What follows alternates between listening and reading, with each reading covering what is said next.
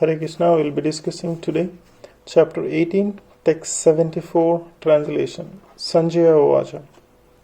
Sanjaya said, "Thus have I heard the conversation of two great souls, Krishna and Arjuna, and so wonderful is that message that my hair is standing on end." In the beginning of Bhagavad Gita, Dhritarashtra is inquired from his secretary Sanjaya what happened in the battlefield of Kurukshetra. The entire study was related to the heart of Sanjaya by the grace of spiritual master Vyasa. He thus explained the theme of the battlefield. The conversation was wonderful because such an important conversation between two great souls never took place before and would not take place again. It is wonderful because the Supreme Personality of Godhead is speaking about himself and his energies to the living entity. Arjuna, a great devotee of the Lord, if we follow in the footsteps of Arjuna to understand Krishna, then our life will be happy and successful. Sanjay realized this and as he began to understand, he related the conversation to Dhritarashtra. Now it is concluded that wherever there is a Krishna and Arjuna, there is a victory. Text 75 translation. By the mercy of Vyasa, I have heard these most confidential talks directly from the master of all mysticism, Krishna, who was speaking personally to Arjuna. Vyasa was the spiritual master of Sanjaya, and Sanjaya admits that it was by his mercy that he could understand the Supreme Personality of Godhead.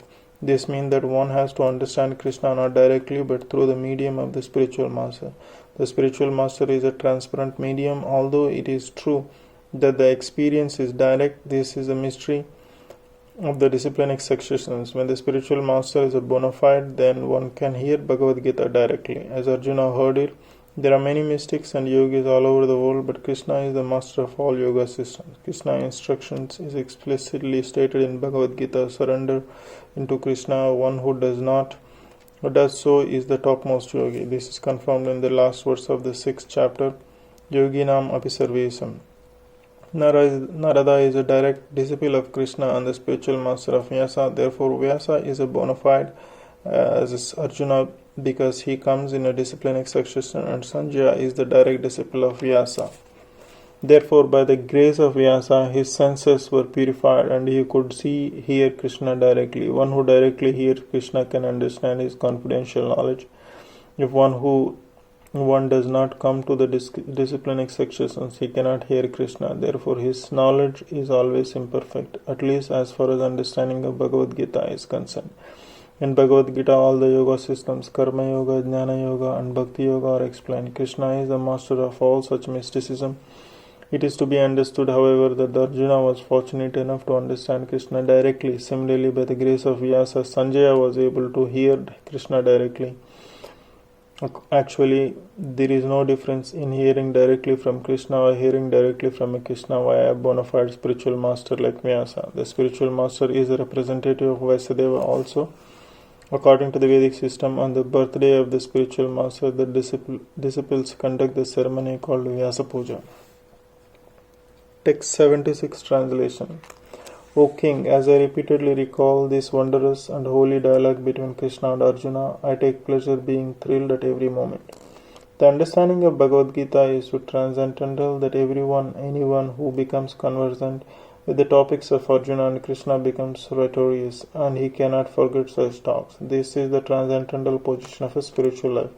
In other words, one who hears the Gita from the right source directly from Krishna attains full Krishna consciousness. The result of Krishna consciousness is that one becomes increasingly enlightened and he enjoys life with a thrill not only for some time but at every moment. Text 77 translation. O King, when I remember the wonderful form of Lord Krishna, I am struck with even greater wonder and I rejoice again and again. It appears that Sanjaya also by the grace of Vyasa could see the universal form of Krishna exhibited to Arjuna. It is of course said that Lord Krishna never exhibited such a form before. It was exhibited to Arjuna only, yet some great devotees could also see the universal form of Krishna when it was shown to Arjuna, and Vyasa was one of them. He is one of the great devotees of the Lord, and he is considered to be the powerful incarnation of Krishna. Vyasa disclosed this to his disciple Sanjaya, who remembered that wonderful form of Krishna exhibited to Arjuna and enjoyed repeatedly. Text 78 translation. Wherever there is Krishna, the master of all mystics, and wherever there is Arjuna, the supreme archer, there will also certainly be opulence, victory, extraordinary power, and morality. That is, in my opinion. The Bhagavad Gita began with an inquiry of Dhritarashtra. He was hopeful of the victory of his son, assisted by great warriors like Bhishma, Drona, and Karna. He was hopeful that the victory would be on his side, but after describing the scene in the battlefield, Sanjaya told the king, "You are thinking of victory, but my opinion is that here, where Krishna and Arjuna are present, there will be all good fortune." He directly confirmed Dhritarashtra could not expect victory for his side. Victory was certain for the side of Arjuna because Krishna was there. Krishna's acceptance of the post of a charioteer of Arjuna was an exhibition of another opulence. Krishna is full of all opulences, and renunciation is one of them. There are many instances of such renunciation, for Krishna is also the master of renunciation. The fight was actually between Duryodhana and Yudhishthira. Arjuna was fighting on behalf of his elder brother Yudhishthira because Krishna and Arjuna were on the side of Yudhishthira. Yudhishthira's victory was certain. The battle was to decide who would rule the world. The Sanjaya predicted that the power would be transferred to Yudhishthira. It is also predicted here that Yudhishthira, after gaining victory in his battle, would flourish more and more because he was not only victorious and pious, but he was the strict moralist. He never spoke a lie during his life. There are many less intelligent persons who take Bhagavad Gita to be a discussion of a topic between two friends in the battlefield, but such a book cannot be scripture. Some may protest that Krishna incited Arjuna to fight, which is immoral, but the reality of the situation is clearly stated in Bhagavad Gita. It is a supreme instruction in morality. The supreme instruction of morality is stated in the 9th chapter in the 34th verse. Manmana bhava madbhakta. One must become the devotee of Krishna, and the essence of all religion is to surrender into the Krishna, as stated Sarva Dharman. The instructions of Bhagavad Gita constitute the supreme process of religion and of morality. All other processes may be purifying and may lead to this process, but the last instruction of the Gita is the last word in all morality and religion. Surrender into Krishna. This is the verdict of the 18th chapter. From Bhagavad Gita, we can understand that to realize oneself by philosophical speculation and by meditation is one process, but to fully surrender into Krishna is the highest perfection. This is the essence of the teachings of Bhagavad Gita.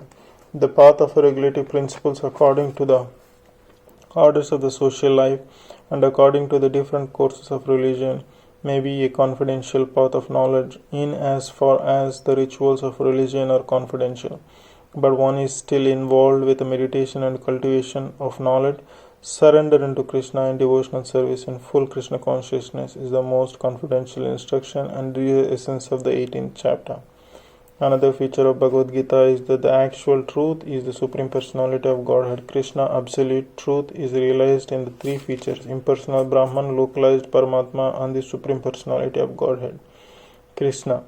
Perfect knowledge of the absolute truth means perfect knowledge of Krishna. If one understands Krishna, then all the departments of the knowledge are part and parcel of the understanding. Krishna is transcendental, and for he is always situated in his eternal internal potency.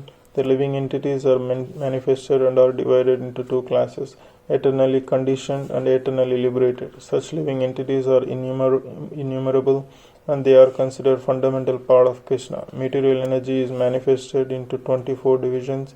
The creation is affected by eternal time, and it is created and dissolved by external energy. This manifestation of the cosmic world repeatedly becomes visible and invisible. In Bhagavad Gita, 5 principal subject matters have been discussed: the Supreme Personality of Godhead, material nature, the living entities, eternal time, and all kinds of activities. All of these are dependent on the Supreme Personality of Godhead, Krishna. All conceptions of absolute truth, namely impersonal Brahman, localized Paramatma, and any other transcendental conception, exist within the category of understanding the Supreme Personality of Godhead. Although superficially the Supreme Personality of Godhead, the living entity, material nature, and time appear to be different, nothing is different from the Supreme, but the Supreme is always different from everything.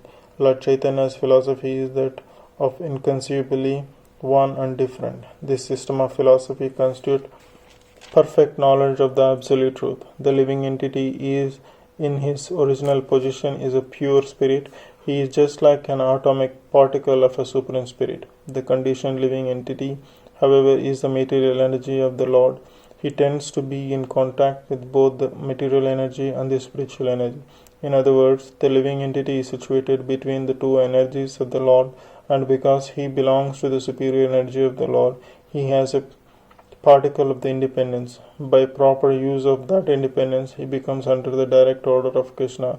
Thus, he attains the normal condition in the pleasing, giving potency.